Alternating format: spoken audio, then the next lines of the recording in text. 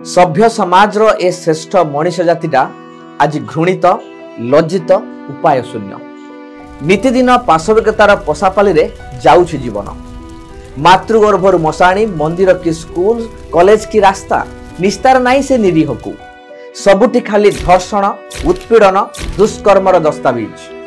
कामुकतार डह डह नियारे जली किए आज हॉस्पिटल बेड रे तो किए समाधि सेजरे।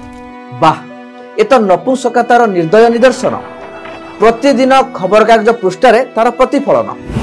जौन उद्यमतार कालबैशाखी रे हजि जाउछि आज मनीष पणियार ठिकଣା।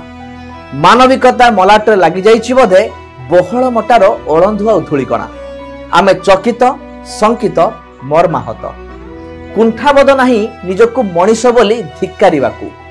निज कुकर्म पाई सिना आजी से का पुरुषटा कोर्टर काठगड़ारे हेले नारीर सम्मान और सुरक्षार दायित्व कहार किए हब प्रहरी सभे निरुत्तर।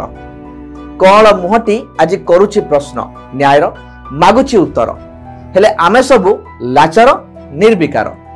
दुई टपा लुह और किछि धाड़ी आश्वासना को उत्तर रूपे ताकु फेरेई निजकु निजे निर्लज परी प्रश्न पचारू एतिकी छड़ा ता प्रश्न उत्तर रे आउ कोन बा देई परिबा।